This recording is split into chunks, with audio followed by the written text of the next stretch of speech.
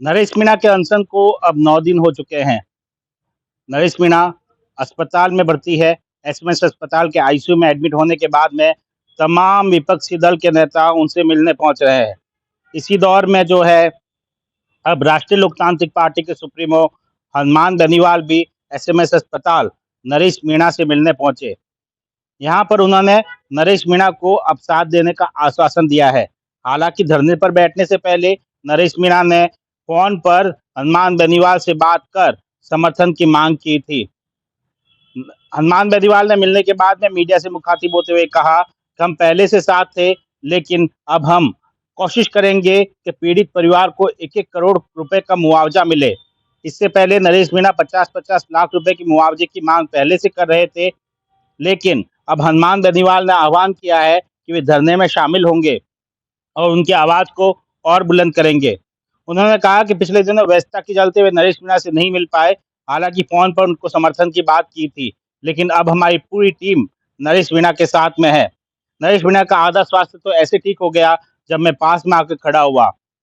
अब उन्होंने 1-1 करोड़ रुपए के मुआवजे की बात की, तो क्या सरकार के लिए अब और मुश्किलें खड़ी होने वाली है?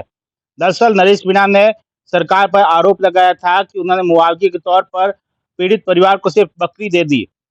हालांकि सरकार ने 13 लाख रुपए मुआवजे की घोषणा की, मृतक परिवार को संविदा पे नौकरी करने देने की बात कही थी, लेकिन नरेश मीणा का कहना था कम से कम 50 लाख रुपए का मुआवजा देना चाहिए।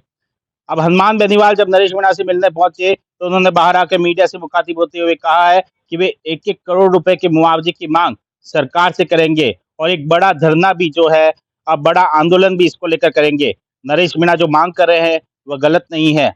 ऐसे में कहीं न कहीं नरेश मीणा के साथ में तमाम विपक्षी दल के नेता एकजुट होते जा रहे हैं। ना सिर्फ कांग्रेस के नेता, बल्कि तमाम विपक्षी दल के नेता हनुमान बेनीवाल भी अब उनके समर्थन में आ चुके हैं और उनसे मिलने के लिए पहुंचे हैं। कहीं न कहीं अब आने वाले समय में नरेश मीणा सरकार की मुश्किलें और बढ़ा सकते हैं। अब देखना होगा कि सरकार इस पूरे मुद्दे पर कब चिंतन करती है और कब इसको लेकर डिसीजन करती है।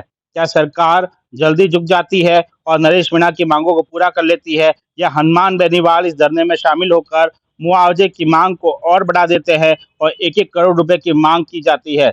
इसके बाद में क्या सरकार हनुमान बेनीवाल की मांगों को पूरा करेगी? अब देखना होगा कि आने वाले समय में इस पूरे घटनाक्रम में क्या-क्या होता है। सुमित देवड़ा, टीवी 9, राजस्थान।